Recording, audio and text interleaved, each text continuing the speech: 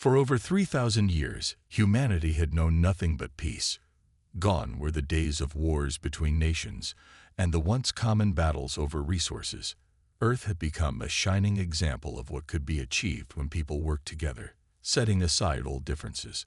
People lived in harmony, and technology had advanced to unimaginable heights.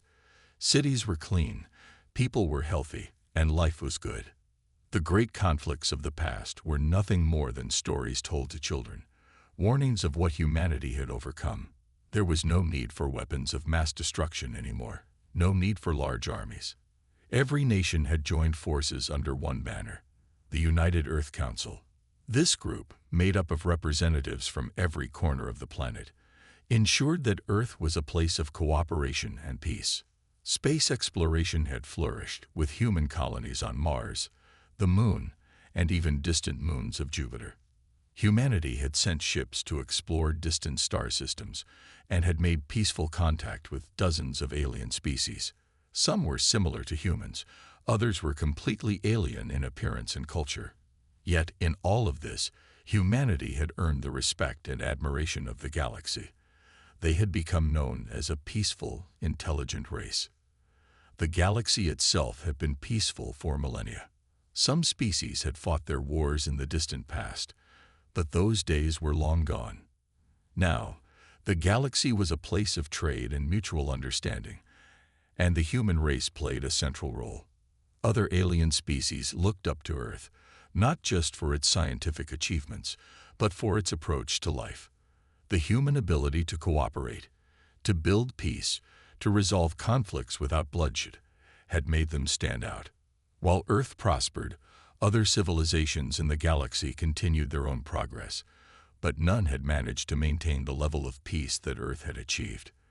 The galaxy's power was shifting toward peaceful alliances, and Earth had become the symbol of that new era. It was a time when children didn't grow up with the stories of war and loss. Instead, they were taught about the wonders of space, the beauty of exploration, and the importance of understanding different cultures. On Earth, schools taught empathy and communication, and the idea of hurting others was as foreign as the farthest reaches of space. People were united in a way that no one could have ever imagined hundreds of years before. The old weapons of war had been replaced by the tools of cooperation and knowledge. Earth was a garden of peace in a vast universe, and no one thought it could be any other way. Life on Earth was simpler than it had been in the past. No one worried about where their next meal would come from. No one feared an invasion or a raid. People worked together, and in return, they were rewarded with prosperity. Technology, once feared for its potential to destroy, had been harnessed for good.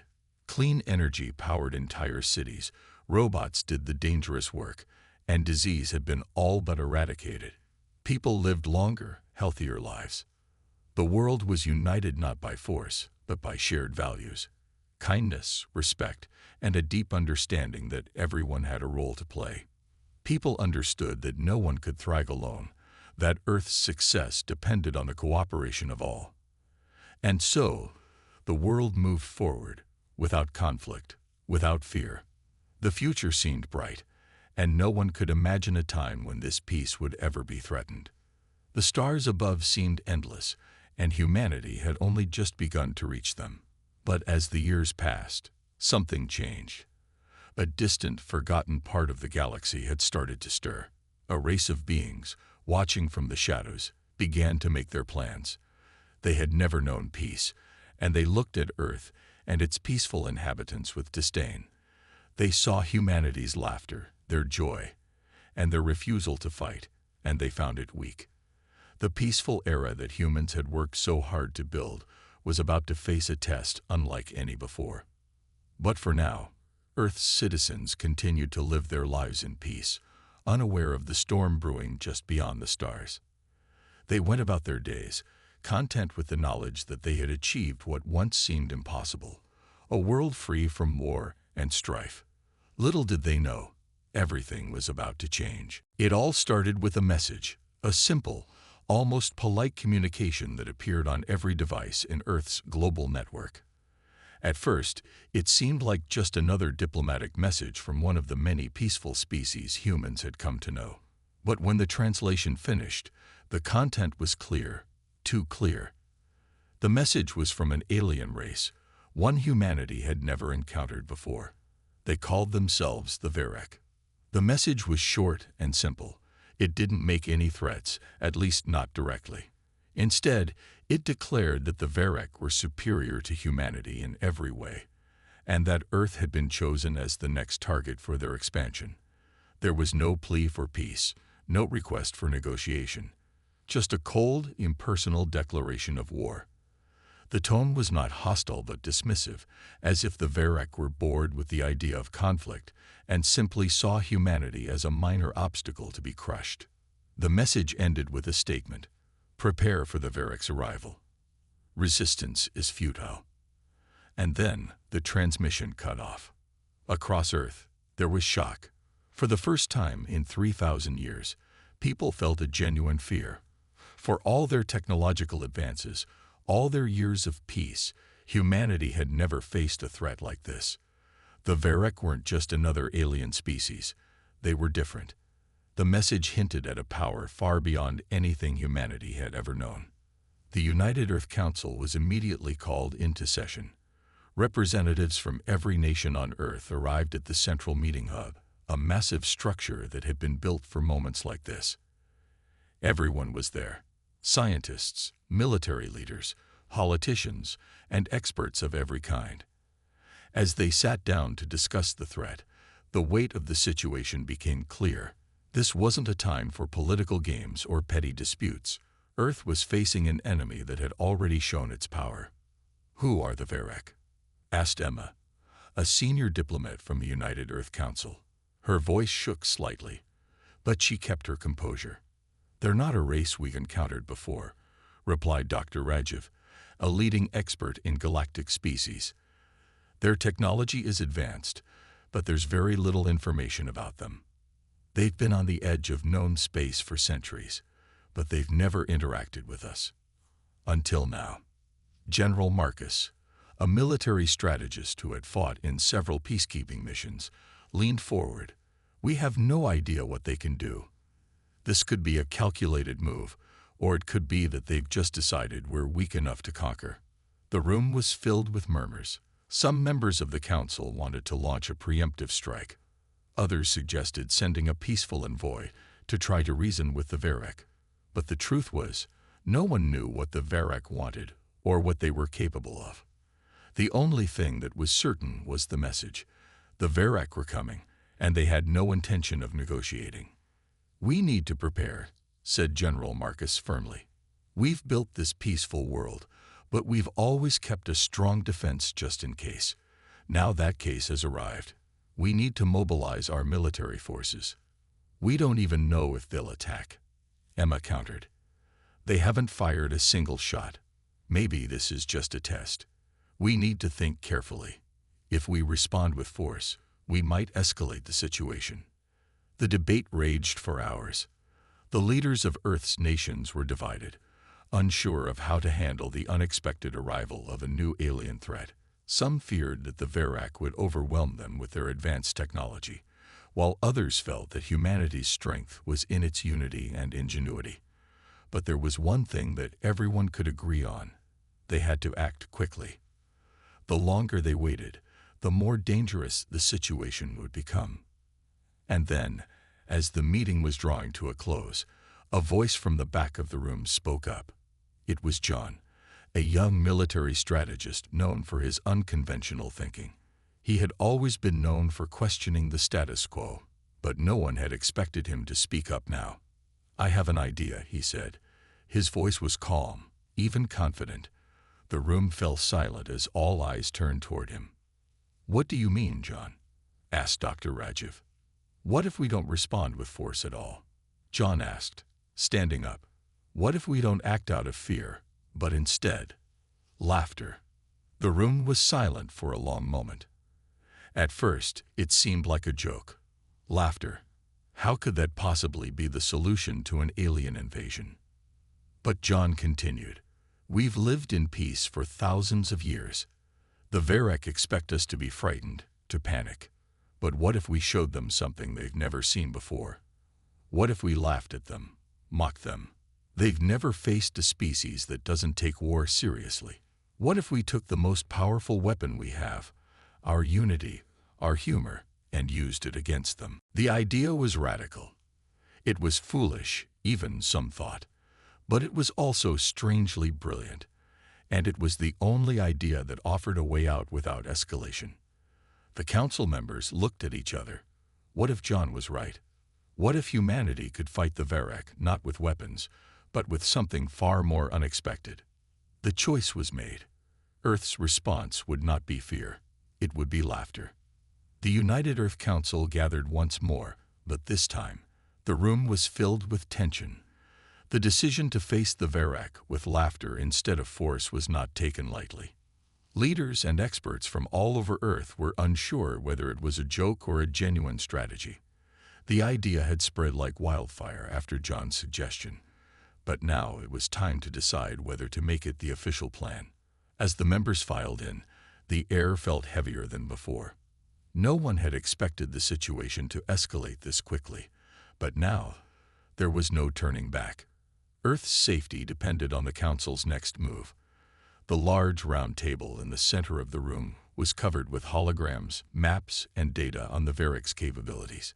Yet in the back of everyone's minds was the question: was humanity really going to fight with humor? General Marcus, who had always been the first to advocate for military strength, was the first to speak. "This is madness," he said, his deep voice carrying through the room. "Laughter won't stop an alien invasion. We don't even know how powerful they are. We should be preparing our fleets, not wasting time on some ridiculous comedy show." A murmur of agreement spread through the room, especially from those who had lived through past conflicts and wars. They believed the only language the Varrock would understand was force. After all, they had sent a message declaring war. There was no room for jokes in a war. Emma, the diplomatic voice of the council, raised her hand. "Please, let's hear him out," she said calmly. "John's idea may sound foolish, but it's the only plan we have that doesn't lead to violence.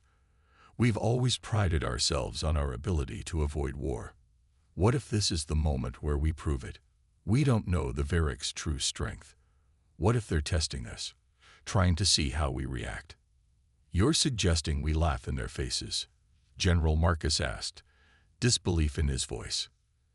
"Do you really think that will stop them from attacking?" John, who had been sitting quietly in the back of the room, stood up again. His confidence hadn't wavered, despite the skepticism in the air. "Yes," he said firmly. "We've always been a species that adapts. We don't fight wars the way others do. Our strength lies in our creativity, our ability to see the world differently. The Varrock have never encountered a species like ours. They may think we're weak, but the truth is, they don't understand us at all." He paused for a moment, letting his words sink in. Humor is powerful. It's disarming. When you can laugh at something, you take away its power. The Varrock think they're superior to us, that we're an easy target. But what if we surprise them? What if we show them that we can take their threat and turn it into something they don't understand? Something that disrupts their entire way of thinking. The room was silent again. Slowly, some of the council members started to nod, intrigued by the possibility. No one had considered it that way before, but there were still many questions. What would happen if the Varrock didn't back down? What if they ignored humanity's response and attacked anyway? "John, I admire your courage," Emma said, breaking the silence. "But we're risking everything on a strategy that has no precedent. How do we even begin to launch such a campaign? We can't just flood the galaxy with memes and expect the Varrock to surrender." John smiled, his eyes bright with determination. "That's exactly it. We don't need to flood them with memes, but we can start with laughter, with humor. What we need is a team of people, comedians, influencers, writers, people who can help spread this message of defiance, of joy. It starts with us here, but it can spread across the galaxy. We'll use every tool we have: media, social platforms, every form of communication, to make the Varek realize that humanity doesn't take war seriously. "There's no going back if we do this," said Dr. Rajiv, a scientist who had always believed in peaceful methods. "What if they think we're mocking them, not laughing with them? It could make things worse." "We take that risk," John answered. "But I believe the Varek will be confused. They expect fear, submission. When they see humanity laughing, when they see us united in something as simple as humor, they'll start to doubt their own judgment. They might think we've lost our minds, and that will throw them off. We don't have to beat them in battle. We beat them by making them question everything they thought they knew." The debate continued for hours. Some members of the council were still unconvinced, but slowly more began to see the logic in John's plan. Humanity had always been resourceful, always found new ways to solve problems.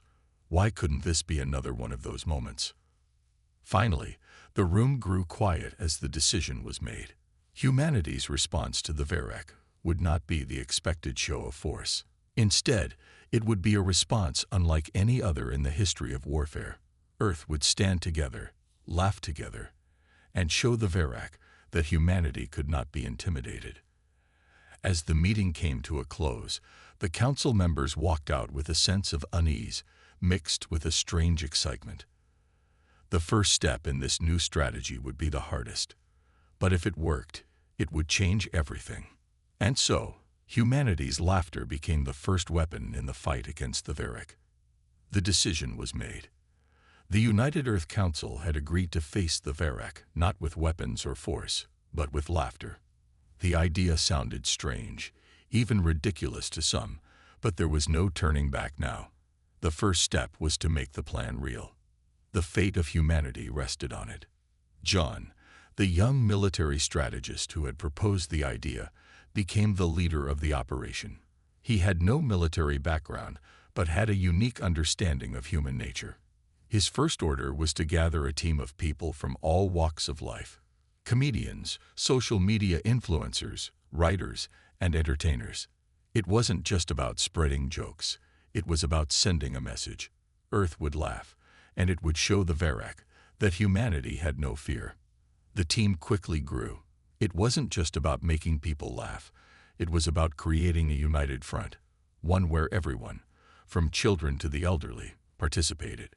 John's first task was to create a series of broadcasts that would be sent out to the Varek's communication channels.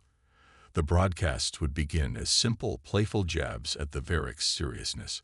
At first, there would be harmless jokes and memes that poked fun at their claim of superiority. The idea was simple: show the Varek that humanity wasn't intimidated. As the team worked, Emma, the diplomat, focused on coordinating the effort with the rest of the galaxy. She reached out to peaceful alien species who had interacted with Earth in the past, asking for their support. It was vital that humanity's message of defiance spread beyond Earth. The Varek had underestimated humanity's ability to unite. By involving other peaceful species, Emma knew the campaign could become a galactic movement. While the broadcast team created the first wave of content, another group was tasked with creating a special message. John had an idea to create a large-scale, live-streamed event that would send a message to the Varek directly. The idea was simple. Humanity would gather in a global celebration, a massive, synchronized event where people from every country would participate. They would perform a single action together. What was that action? Laughter. John's plan was to flood the Varek's communication systems with live footage of humans all over the world, laughing together. The message would be clear: humanity was not afraid, and it would not be intimidated by threats. It wasn't about mocking the Varek, but showing them that humanity's unity and strength came from something the Varek couldn't understand: joy. The preparation for the event took weeks. It wasn't easy. Some parts of the world struggled to embrace the idea. After all, how could laughter possibly stop a war? But as the day of the event drew closer, people began to understand. It wasn't just about making fun of the Varek. It was about showing the galaxy that Earth stood for something different. News outlets around the world began promoting the event, calling it the Great Laugh-In. It became the talk of the planet. People who had never thought much about galactic politics suddenly felt a sense of pride. They had lived in peace for so long, and now, their response to an alien threat would be something unique. It wasn't about violence. It was about showing the Varek the power of humor and unity. The night before the event, John stood on a balcony, looking out over the city. He watched as the lights of Earth flickered in the distance. The streets were full of people, preparing for the next day. He couldn't help but feel a sense of hope. This wasn't just a crazy idea. It was humanity's chance to prove something. At dawn, the broadcast began. It started with a message to the Varek, a simple greeting in their language, followed by a statement: "We will not fight you with weapons. We will fight you with laughter." Then the broadcast switched to live footage of people all over Earth, standing together, laughing. There were no weapons, no armies, just millions of people, young and old, laughing together. The laughter was contagious, spreading from one person to the next, and it was broadcast to every corner of the galaxy. As the laughter filled the Varek communication channels, something strange happened. The Varek, who had expected fear and submission, found themselves bewildered. Their leaders watched in confusion as Earth's response unfolded. They had never faced a species that responded to threats this way. The laughter wasn't just an act of defiance. It was an act of strength. John sat in the command center, watching the live feeds of the event. He saw the laughter ripple across the globe, and for the first time in weeks, he felt a sense of calm. This was it. Humanity's response was out there now. But the question remained, would it work? Would the Varek see humanity's laughter as a sign of weakness, or would they realize that humor was a power all its own? The battle was just beginning. The next move was up to the Varek, and Earth's fate would soon be decided. The great laugh-in was over, but the world held its breath. The laughter still echoed in the minds of every person who had participated. The moment had felt empowering, but the true test had just begun. Humanity had thrown down the gauntlet, but would the Varek respond? And if they did, what would their response be? Across the galaxy, the Varek watched the broadcast.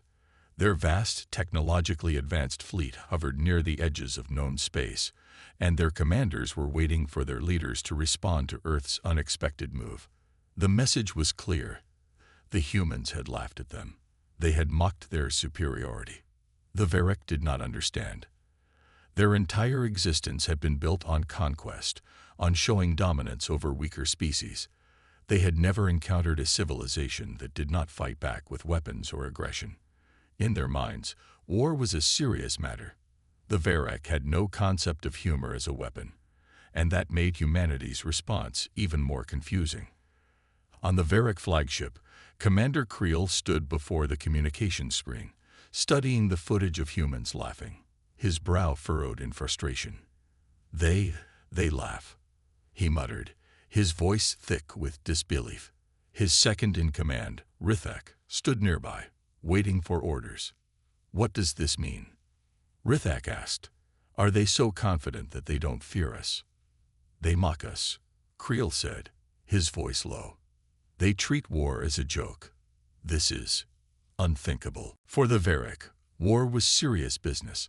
It was about showing power, crushing enemies, and asserting their place in the galaxy.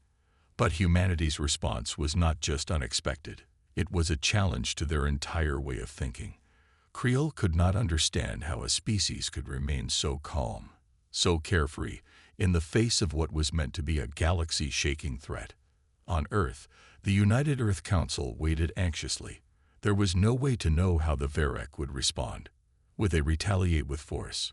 Would they understand the message or misinterpret it as weakness? Everyone in the council knew that the laughter might have been a gamble, but it was a gamble humanity had to take. Hours passed, and then the first response came. A message from the Varek flashed across every screen on Earth. This time, it was not the usual cold, detached tone. There was something new, an almost confused edge to the words. "You laugh at us. Why?" The message was simple, but it carried an air of irritation. The Varak had questions. They needed to know why the humans had acted this way. But there was no threat in the message, no immediate declaration of war. It was as if they were trying to process the idea of a species that responded to a serious threat with laughter. The council immediately held an emergency meeting to decide how to respond. Emma, the diplomat, spoke first. "This is good. They're questioning us, trying to understand. They haven't attacked yet. This means the strategy is working." "Maybe," General Marcus said, still skeptical. "But we can't be sure. They might be gathering their forces for a real strike. We need to be ready for anything." John, the strategist, stood up. The laughter worked. "We made them doubt themselves. They were expecting fear, panic, or even anger. Instead, they got joy. It's a powerful tool. Now, we need to keep showing them that we won't back down.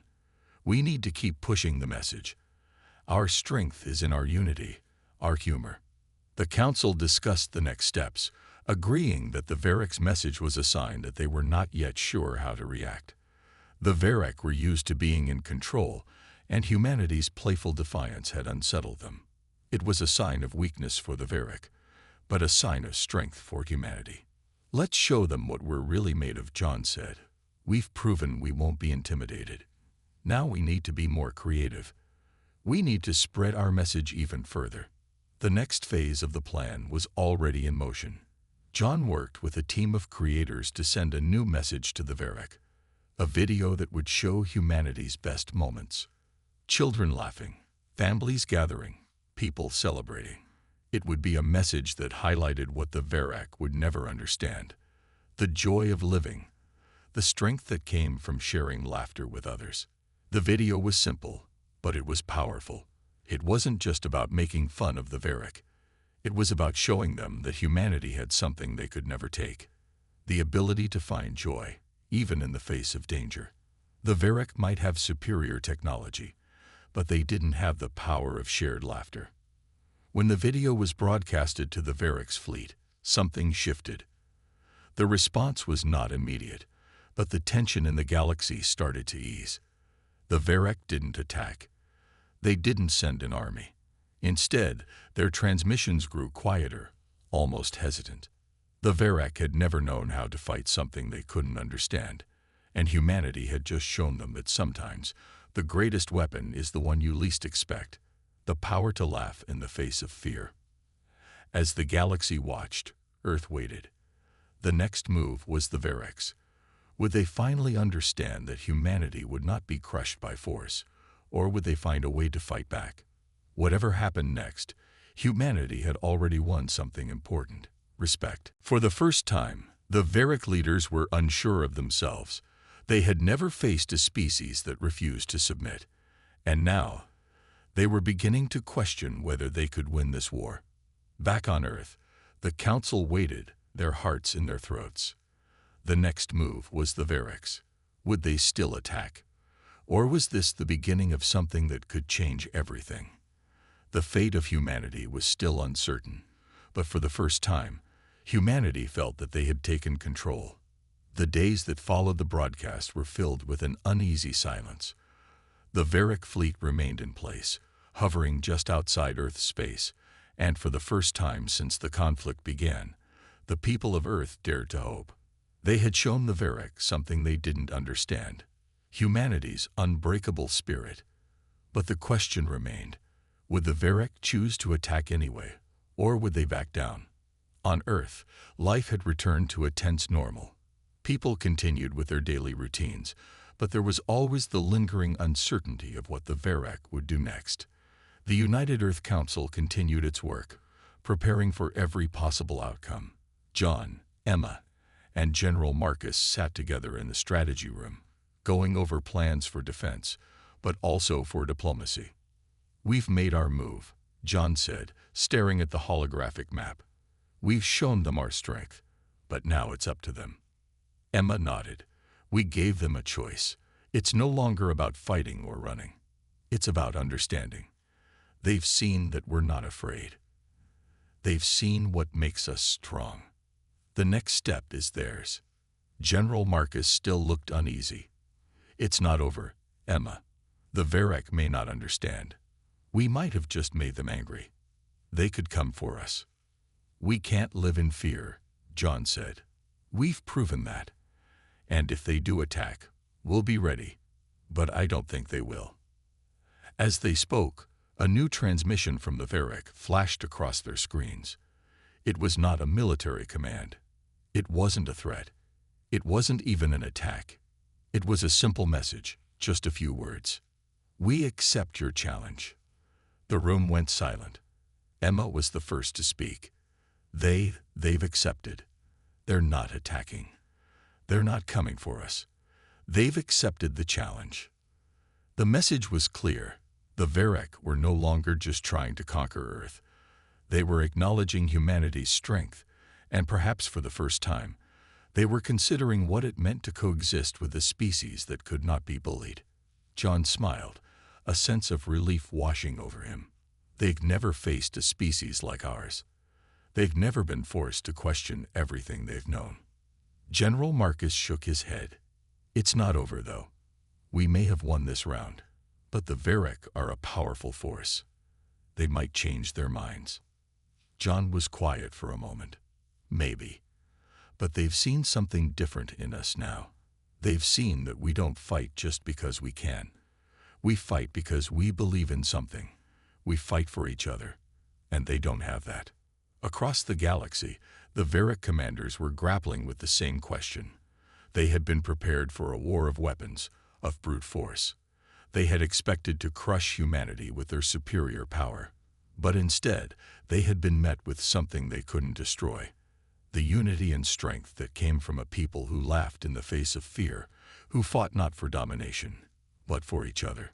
Commander Creel stood on the bridge of the Varek flagship, his mind racing. He had expected to wipe out humanity, to make them submit. But now, he wasn't so sure. The message Earth had sent was clear. It wasn't about who had the bigger guns. It wasn't about who had the most powerful fleet. It was about the heart, the will to stand together, even in the face of impossible odds. What now? Rithek asked, his voice uncertain. Creel turned to him, his expression unreadable. We've never faced an enemy like this. We can't just crush them. We must understand them. Back on Earth, the news was everywhere. People celebrated in the streets, but there was also an air of caution.